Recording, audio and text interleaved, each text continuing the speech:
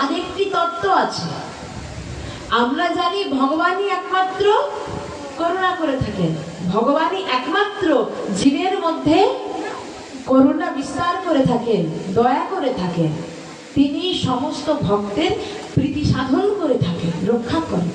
কিন্তু মহাজন বললেন না, ভগবানের উপরেও একজন আছেন যিনি এই ভগবানের যতটুকু প্রদান করছে তার থেকে ঊর্ধ্বে।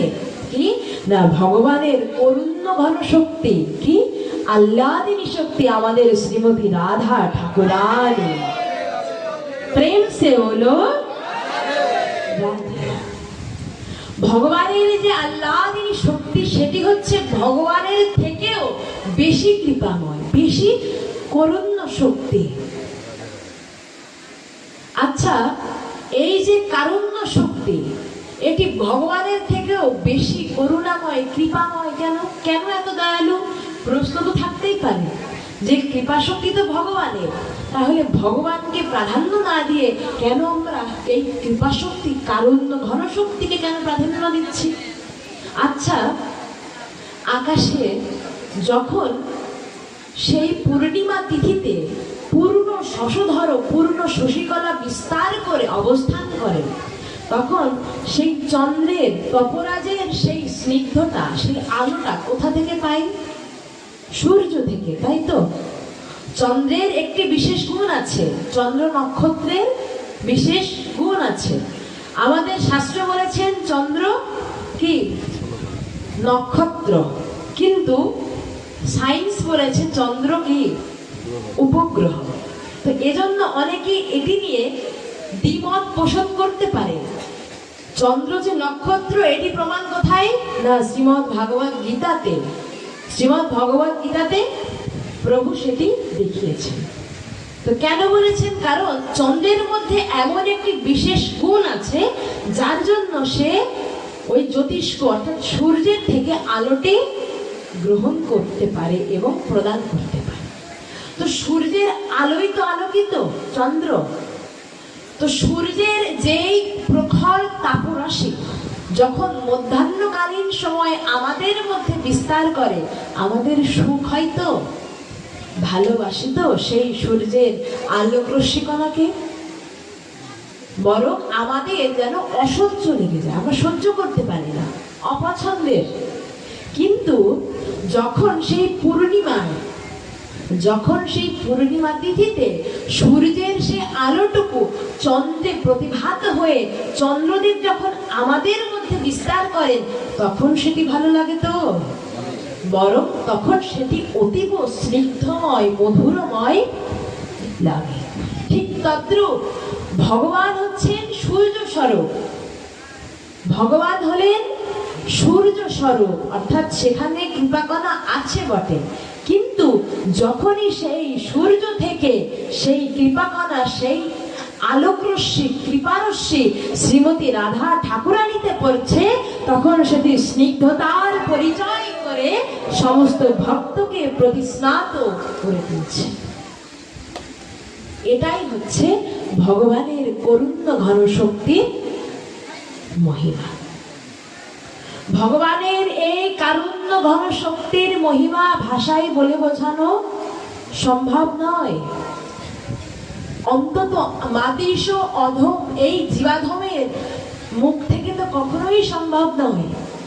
যদি শ্রী গুরুদেব কৃপাপূর্বক এবং আমাদের গৌড়ীয় মহাজনগণ কৃপা আশীষ প্রদান করেন, তবে অবশ্যই আমরা সেই কারুণ্য শক্তির লীলা বিস্তার সম্পর্কে কিঞ্চিত মাত্র আস্বাদন করতে পারব।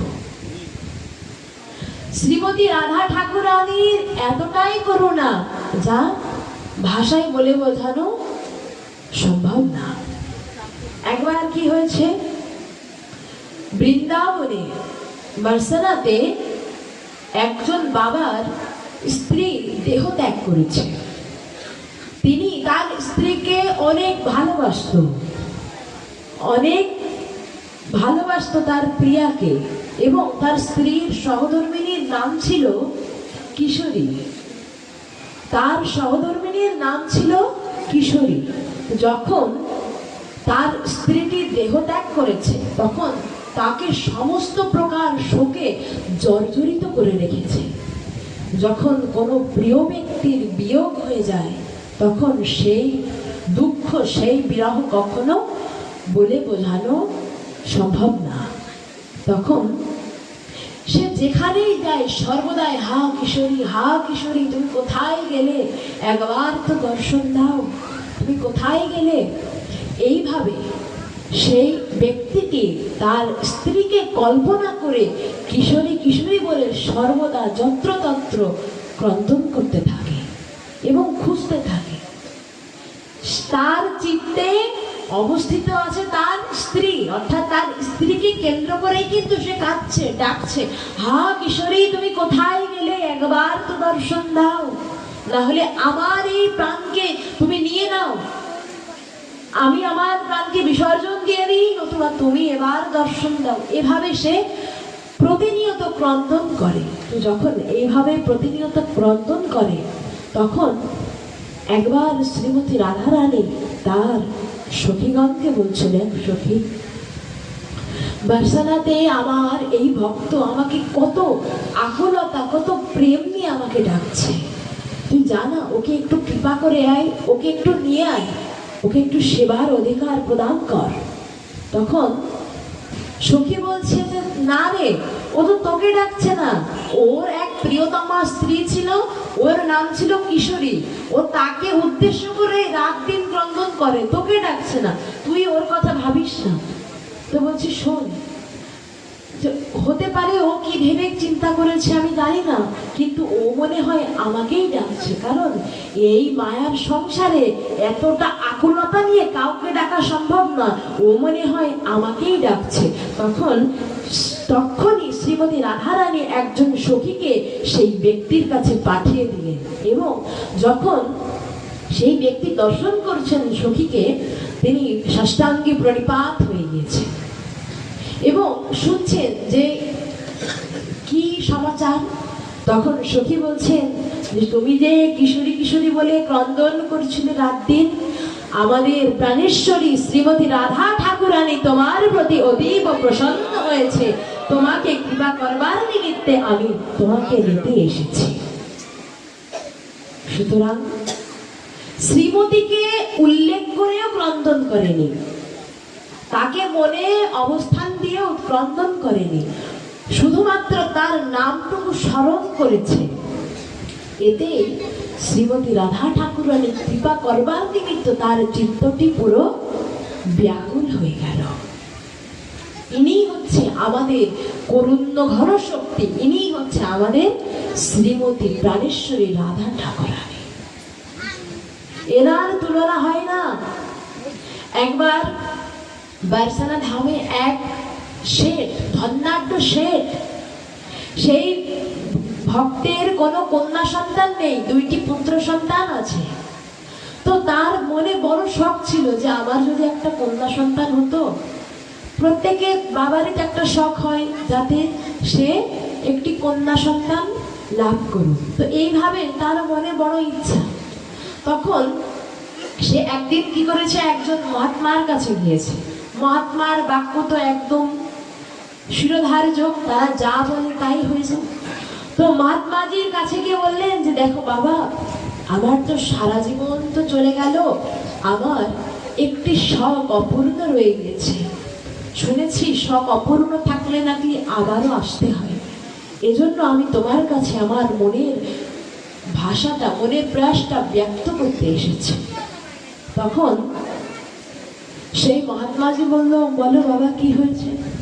তখন সেই ধন্যাঢ্য বিখ্যাত শেঠ বললেন, বাবা আমার দুইটি পুত্র সন্তান আছে, আমার কোনো কন্যা সন্তান নেই, কিন্তু আমার মনে বড় ইচ্ছা যে আমার একটি যেন কন্যা সন্তান হয়। আমি একটা কন্যা সন্তানের বড় ইচ্ছা পোষণ করছি, আপনি দয়াপূর্বক একটু সিদ্ধান্ত, একটু সমাধান আমাকে প্রদান করুন।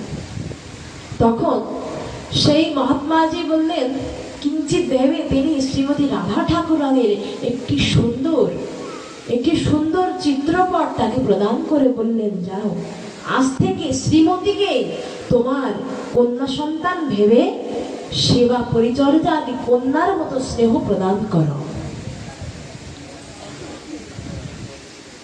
আজ থেকে শ্রীমতীই তোমার কন্যা সন্তান। আজ থেকে তুমি শ্রীমতীকেই তোমার কন্যা মনে করে পরিচর্যা করতে থাকো। তখন সেই ধন্যাঢ্য শেঠ সেইভাবেই শ্রীমতী রাধা ঠাকুরানীর চিত্রপটটিকে নিয়ে তার গৃহে নিয়ে এসেছেন এবং নিজের কন্যা সমাদরে, অর্থাৎ একটি কন্যাকে যেভাবে সমাদর আদর স্নেহ প্রদান করতে হয় সেইভাবে প্রতিনিয়ত ভোরবেলা ওঠে কন্যার সেবা করে, অর্থাৎ মঙ্গলারতি মহাত্মার কাছ থেকে শুনে এসেছে যে কি কি নিয়ম আছে আদি শুনেছে এবং নিজের ব্যক্তিগত মনোভাব ব্যক্তিগত ভালোবাসা দিয়ে শ্রীমতীকে প্রতিনিয়ত পরিচর্যা করে, প্রতিনিয়ত ভোরে মঙ্গলারতি দিয়ে সেবা প্রদান করে এবং তাকে কিছু নৈবেদ্য দিয়ে এবং অনেক নতুন বস্ত্রাদিও কিনে দিয়েছে যেগুলো শ্রীমতীর কাছেই থাকে। এইভাবে তিনি শ্রীমতীর সেবা প্রদান করে নিজের ব্যবসার কাজে বাইরে বের হয়ে যান এবং গৃহে ফিরে আবারও নিত্য নৈমিত্তিক কর্মে আবারও নিজের সময়টুকু পার করেন এবং সবশেষে সেবা দেওয়া শেষে তিনি যখন রজনীতে নিদ্রায় যান তখনও তিনি মনে মনে স্বপ্নে চিত্তে শ্রীমতীর সেবা করতে করতেই তিনি নিদ্রায় যান। এইভাবে তিনি তার নিজের দৈনন্দিন জীবন নিত্য নৈমিত্তিক সেই কর্মগুলোকে শ্রীমতীর উপরে সমর্পিত করে দিয়েছেন। তো একবার কি হয়েছে, একজন চুরিওয়ালা ওই ধন্যাঢ্য ব্যক্তিদের বাড়িতে এসেছে এবং তৎকালীন সময়ে ওই ধন্যাঢ্য পরিবার সহ সকলের পরিবারে একটি প্রথা প্রচলিত ছিল যে চুরি পরা, অর্থাৎ ব্রজে এখনো মায়েরা হাতে চুরি এবং শ্রীচরণে নূপুর দিয়ে সেই শোভাকে আরো বর্ধন করে থাকে। তো সেই ধন্যাঢ্য শেঠের বাড়িতেও চুরিওয়ালা এসেছে। তো সেই পুত্রের দুইটি স্ত্রী ছিল, সহধর্মিণী ছিল। ওই দুই সহধর্মিণী চুরিওয়ালার কাছ থেকে নিয়মিত চুরি কিনত।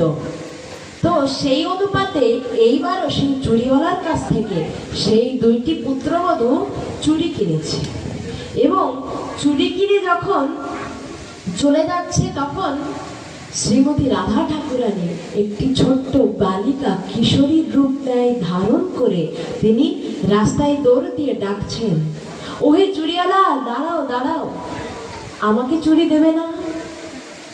তুমি বউ দিদিকে চুরি দিলে, আমাকে চুরি দেবে না? আমি যে বাদ পড়ে রইলাম।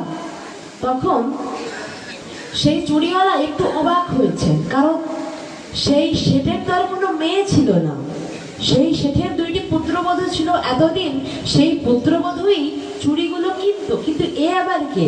তখন জিজ্ঞাসা করছে, মা তুমি কে? কে তুমি? তখন সেই শ্রীমতী রাধা ঠাকুরনি সেই কিশোরীর রূপটা ধরে বলছেন যে বাবা, আমি তো এই বাড়ির মেয়ে, একমাত্র মেয়ে, তুমি আমাকে চেনো না? চিনলেই বা কি করে? আমি তো অনেকদিন দূরে ছিলাম, এই কিছুদিন হলো এসেছি, তো আমার মনে বড় চুরি করার ইচ্ছা জেগেছে, আমাকে তুমি চুরি দেবে না? তখন সেই শেঠ মনে করেছে হয়তো সত্যিই মেয়ে হতে পারে, অনেকদিন দূরে ছিল, আত্মীয় বাড়িতে থাকতে পারে।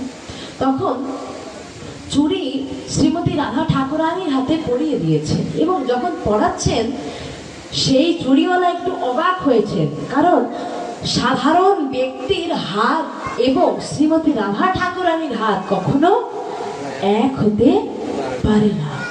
আমাদের হাত তো চর্ম রক্ত মাংসে মেরে হাত এবং এই হাতে স্পর্শ করলে যেরকম অনুভূতি, আর শ্রীমতী রাধা ঠাকুরানীর হাতকে স্পর্শ করলে একই অনুভূতি না।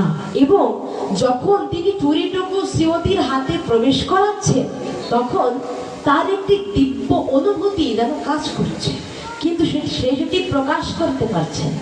সে কোনো মতে সেটিকে সংযম করে সে চলে গিয়েছে এবং সন্ধ্যাবেলা সেই চুরিওয়ালা শেঠের দোকানে গিয়েছেন ওই চুরির দাম দেবার জন্য। তখন প্রথমে সেই শেঠ দুইটি চুরির অর্থাৎ দুই পুত্রবধূর চুরির দামটি মিটিয়ে দিয়ে বিদায় দিচ্ছেন। কিছু দূর গিয়ে সেই চুরিওয়ালার আবার মনে পড়েছে যে কই মেয়ের চুরির দাম তো দিল না। তো ফিরে গিয়ে আবার জিজ্ঞাসা করছে, কই তোমার মেয়েও তো চুরি কিনেছে, তুমি দিলে না সেই মূল্য। তখন সেই ধনাঢ্য শেঠ ভাবছে যে আমার আবার মেয়ে হলো কোথা থেকে, আমার তো কোনো মেয়ে নেই। তখন সেই চুরিওয়ালা বলছে, কেন তোমার মেয়ে বলেই তো পরিচয় দিল, নাকি অনেকদিন দূরে ছিল তাই বলেই তো নিল, অনেক কটা চুরি নিয়েছে। তো যাই হোক, ধন তো অনেক, একটু কমে গেলে কোনো ক্ষতি হবে না, এই ভেবে সে চুরিওয়ালার বিলটি মিটিয়ে দিল। এবং রাতে আবারও পূর্ব দিনের ন্যায় শ্রীমতীর সেবা করা শেষ করে তিনি মাত্রই বিছানায় কেবল শয়ন করেছেন, মাত্রই তার নয়নে নিদ্রা দেবী মাত্র উপবেশন করেছেন, ঠিক তখনই তিনি ক্রন্দনের শব্দ পেলেন। এবং চুরির শব্দ হচ্ছে, চুরির একটি ঝনঝন শব্দ হচ্ছে এবং ক্রন্দন, মানে কেউ যেন কাঁদছে মধ্যরাতে। তো তিনি বুঝতে পারছেন না যে কে কাঁদতে পারে। তিনি আশেপাশে দেখছেন কিন্তু কেউ নেই, তো কে কাঁদতে পারে, হয়তো মনের ভুল, এই ভেবে তিনি আবারও নিজের ঘুমকে আরো আশ্রয় করতে চাইলেন এবং সেই দিকেই মনোনিবেশ প্রদান করলেন। কিন্তু দেখা গেল না, আস্তে আস্তে ক্রমশ তার চরণটা ভিজে যাচ্ছে, চরণটি ভিজে যাচ্ছে এবং দেখা যাচ্ছে যে এক প্রকারে সেখানে কিছু পিচ্ছিল জাতীয় বস্তুর স্পর্শ, অর্থাৎ যদি কোনো স্থানে রক্ত পড়ে সেই রক্ত শুকিয়ে গেলে সেখানে একটু পিচ্ছিল অনুভূত হয়। তো দেখছেন যে তার চরণটি ভিজে যাচ্ছে এবং পিচ্ছিল ভাব অনুভূত হচ্ছে।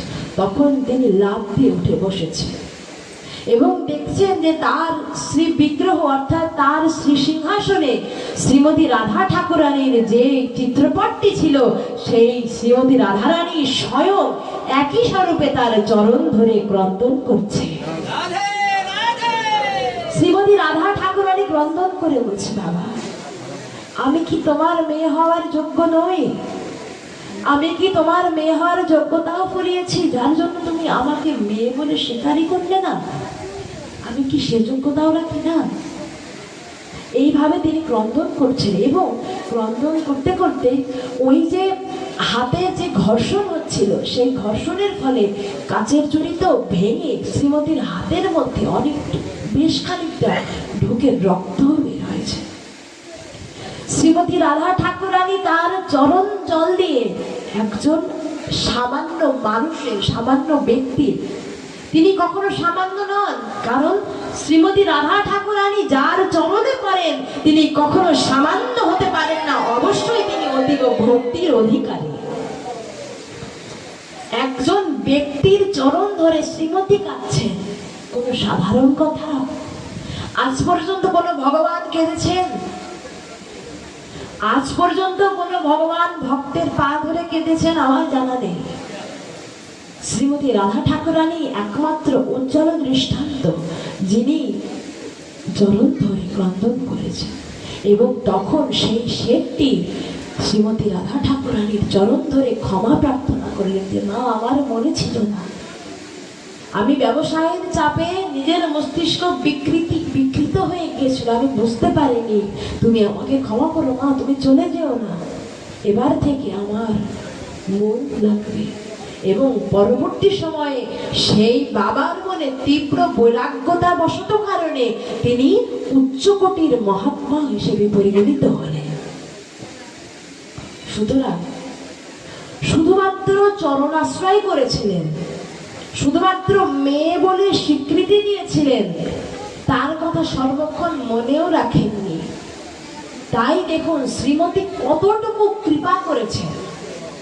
কিন্তু দ্বাপর যুগে ভগবান শ্রীকৃষ্ণ এতটুকু কৃপা কি করেছিল? দ্বাপর যুগে ভগবান শ্রীকৃষ্ণ করুণাময় এতটি কৃপা কি করেছিল?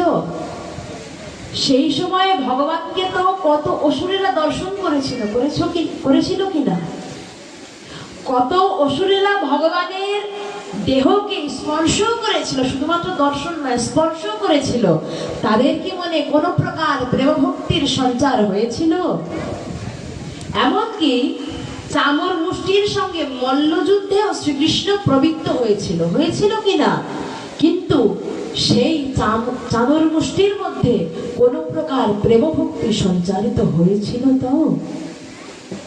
কিন্তু এই কলিযুগে ভগবান শ্রীকৃষ্ণ শ্রীমতী রাধারানীর সেই অঙ্গকান্তিকে ধারণ করলেন একটি মাত্র কারণে। কি কারণে? তিনি বললেন, দেখো, কলিযুগে জীবের তো অত অনুরাগ থাকবে না। এই দাপার যুগে আমার প্রতি তাদেরই প্রেম ভক্তি জাগবে যাদের আমার প্রতি একটু অনুরাগ আছে। আমার প্রতি যাদের একটু অনুরাগ আছে তাদেরকে আমি কৃপা করব, তাছাড়া আমি কাউকে কৃপা করব না। কিন্তু তুমি তো করুণাময়ী। কলিযুগে এই পতিতদের, এই কলিহত বিষাদগ্ধ জীবদের অনুরাগ সৃষ্টি হবার মতো মনের সেই সামর্থ্য আর থাকবে না। সুতরাং তাদের অনুরাগ কখনো জন্মাবে না। তাই তাদেরকে আচণ্ডালে অযাচিত ভাবে কৃপা করবার জন্য, হে শ্রীমতী রাধা ঠাকুরানী, তোমার কৃপা প্রয়োজন। এই জন্য আমি তোমার অঙ্গ কান্তিকে ধারণ করছি। ঠিক এজন্য শ্রীমতীর অঙ্গকান্তিকে প্রাণগোবিন্দ ধারণ করেছিল, তা ভিন্ন আর কোনো কারণ নেই। আফ্রিকার সেই গভীর অরণ্যে, গভীর জঙ্গলে এক প্রকার বিষধর সর্প আছে, যা 1 কিলোমিটার দূর থেকে যদি তার সেই বিষক্রিয়া প্রদান করে, তাহলে সেই দূর থেকে প্রাণীগুলো সকল নিশ্চল হয়ে যায়, বিষক্রিয়া দেহে প্রবেশ করে। সুতরাং এই সাধারণ একটি জাগতিক সর্পের যদি এত ক্ষমতা থাকে, হে শ্রীমতী, তুমি তো করুণাময়ী, তোমার 1 কিলোমিটার লাগবে না, তুমি সমগ্র জীবের প্রতি আচণ্ডালে কৃপাবারি প্রদান করে থাকবে। এটি হলো আমাদের শ্রীমতী রাধা ঠাকুরানীর কৃপা। এজন্যই বললেন,